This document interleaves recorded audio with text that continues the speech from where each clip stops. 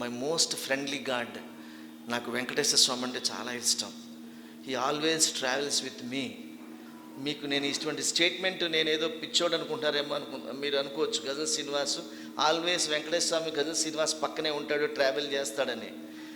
It is true. కొన్ని వందల సార్లు నేను అనుభూతి పొందాను. The God is with me all the time. Within me అవడానికి టైం పట్టచ్చేమో, సోహం అవడానికి. కానీ నేను వెంకటేశ్వర స్వామి మీద పాట పాడాను, ఒక్కసారి రావాలని స్వామి అని. అందులో ఆవకాయ వేసి పెడతాను రావయ్యా అని పాడాను. ఈ పాట విని ఈ ఆదిత్య మ్యూజిక్ చేస్తే సాంగ్ దిల్ రాజు ప్రొడ్యూసరు కొన్ని లక్షల సీడీలు అమ్ముడయ్యాయి. నాకు ఆదిత్య మ్యూజిక్ వాడు 15 లక్షల రూపాయలు ఇచ్చాడు. అందులో నేను 5 పైసలు కూడా తీసుకోకుండా చిన్నజీవ స్వామి వారి వేద పాఠశాలకి ఇచ్చేసాను మొత్తం అంతా కూడా. అంత మంచి పాట విని నేను మంచి గాఢ నిద్రలో ఉండగా వెంకటేశ్వర స్వామి మా ఇంటికి వచ్చి తలుపు తట్టాడు రాత్రి 12 తర్వాత. శంఖచక్ర గదా పద్మాలు ధరించి ఆ శ్రీమన్నారాయణుడు నా ఇంటికి వస్తే నేను నిద్రలో ఉన్నా. తలుపు కొట్టాడు, నేను లేవలే. మా ఇంటి దగ్గర అరుగు మీద కాసేపు కూర్చున్నాడు. నేను పాడిన పాటలే పాడుతున్నాడు. మళ్ళీ తలుపు కొట్టాడు, నేను లేవలే. అబ్బా లేవడం లేదు శ్రీనివాస్ అనుకుని పెరట్లోకి వెళ్ళి ఆ పూల మొక్కలు, చెట్లు, పువ్వులు వీటితో మాట్లాడుతున్నాడు. మళ్ళీ వచ్చాడు, మళ్ళీ తలుపు తట్టాడు, నేను లేవలే. ఈ లోపల కౌసల్య సుప్రజారామ అని వినిపించింది. సుప్రభాత అసలు వెళ్ళిపోవాలి నేను అని నా ఇంటి గుమ్మాన్ని ఆశీర్వదించి శ్రీనివాసుడు వెళ్ళిపోయాడు. చూడండి, పాలించేవాడు వచ్చి నా ఇంటి తలుపు తడితే నేను లేవలే. కానీ 6 గంటల 15 నిమిషాలకి పాలవాడి బెల్ల కొడితే లేచిన దౌర్భాగ్యుడు గజల్ శ్రీనివాసు. ఆ పాల ప్యాకెట్ తీసుకుందాం కదా అని తలుపు తెరిస్తే తిరుమల గర్భగుడిలో ఉన్నటువంటి పరిమళం నా ఇంటిలోకి గుప్పు గుప్పు గుప్పు గుప్పుమని లోపలికి చొచ్చుకొని వచ్చేస్తే ఆ పరిమళం వెనకాల పిచ్చివాళ్లాగా పరిగెత్తాను. స్వామి ఉన్నాడేమో అని వెతుకుతూ నా స్టోర్ రూమ్లోకి, కిచెన్లోకి, టాయిలెట్లోకి, అన్ని చోట్లకి పరిమళమే. కానీ స్వామి కనిపించలే. ఎక్కడున్నాడబ్బా, వచ్చినట్టున్నాడని గడప దాటి బయటకు వెళ్తే ఆయన ఎక్కడ కూర్చున్నాడు, ఆ కాస్త స్థలం మాత్రం బంగారంలాగా మెరిసిపోతుంది. అరే వచ్చాడనమాట. పెరట్లోకి వెళ్ళి చూస్తే ఆ చెట్లు, పువ్వులు, ఆకులు ఆనందంగా ఇలా ఇలా ఊగుతున్నాయి. నాకు ఉడుకుమొత్తనం వచ్చింది. ఏమయ్యా గోవిందా, ఈ ఇల్లు నేను కట్టాను, నా ఇల్లు నిన్ను చూసిందయ్యా. ఈ మొక్కలు నేను నాటాను, అవి చూశాయి, నేను చూడలేదు. నా ఇల్లు చూసి, నేను నాటిన మొక్కలు చూసి నేను చూడకపోవడం ఏమిటయ్యా అని బాధపడుతూ ఆ సన్నివేశం మీద ఒక పాట పాడతాను, వింటారా? నీవే కదా స్వామి ఇంటికొచ్చింది, నిదురలో నేనుంటే తలుపు తట్టింది.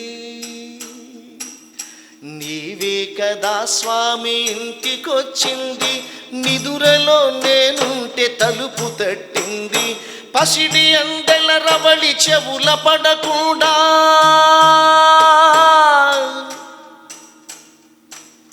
పాదముద్రలు కూడా కనుల పడకుండా. నీవే కదా స్వామి ఇంటికొచ్చింది, నిదురలో నేనుంటే తలుపు తట్టింది. పసిడి అందెల రవళి చెవుల పడకుండా, పాదముద్రలు కూడా కనుల పడకుండా. నీవే కదా స్వామి ఇంటికొచ్చింది, నిదురలో నేనుంటే తలుపు తట్టింది. ఇప్పుడు నేను గాలి పీల్చి వదిలితే లవంగం వాసన వస్తుంది, నేను చూసేస్తున్నాను కాబట్టి. మరి వెంకటేశ్వర స్వామి నా ఇంటి గుమ్మం దగ్గర 2 గంటల పైనే గాలి పీల్చి వదిలితే ఆ వాతావరణం ఎలా ఉంటుంది? నీ ఉచ్ఛ్వాస నిశ్వాస పవనాలు వీచి వింత పరిమళమింత కురిసినట్టుంది. నీమేని నిగనిగలు నగల ధగధగలు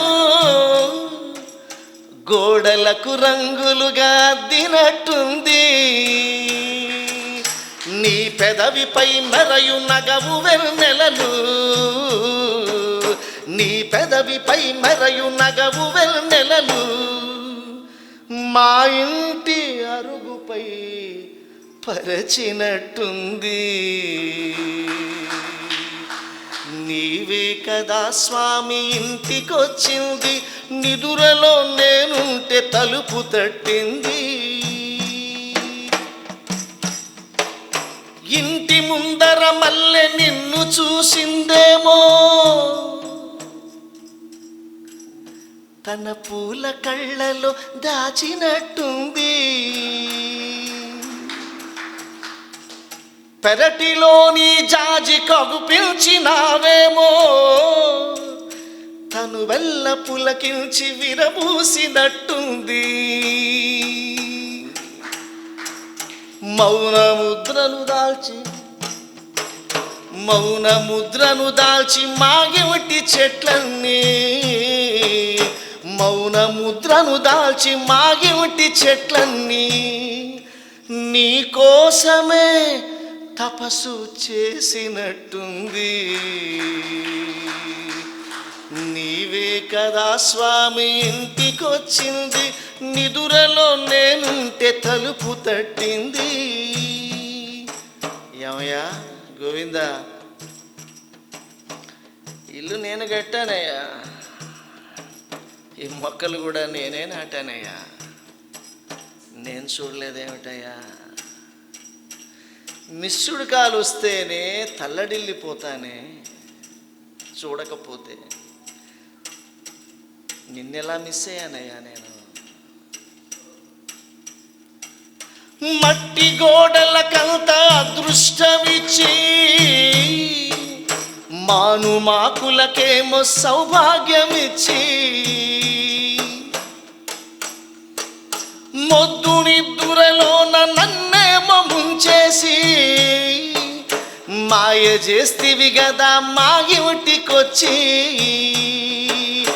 ఏ పాపినో నేను నిన్ను కాల్చనైతి,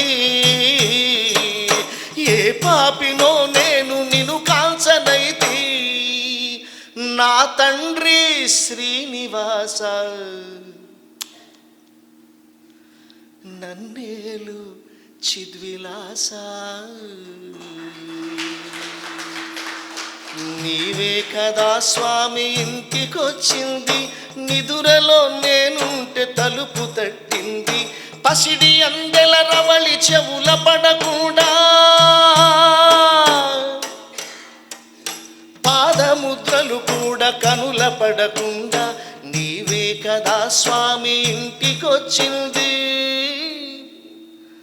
నిదురలో నేనుంటే తలుపు తట్టింది.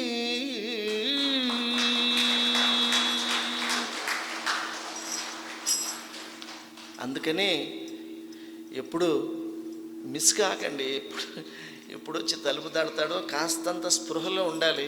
భగవంతుడు వస్తూ ఉంటాడు, మనం పిలుస్తూ ఉంటాం తెలియకుండా. అంటే భక్తితో పిలవపోయినా ఇంట్లో చాలా పేర్లెట్టి పిలిచేస్తాం కదా, బుజ్జి బజ్జీలు కాకుండా. ఆ పేర్లు కూడా దేవుడు స్పందించేస్తాడట. అందుకని ఏదో రూపంలో వస్తాడు, తలుపు తడతాడు.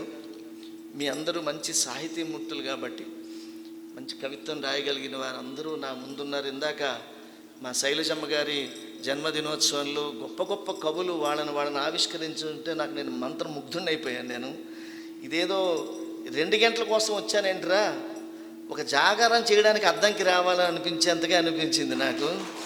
అప్పుడు కానీ ఆర్తి చల్లారదనమాట, అంత బాగుంది.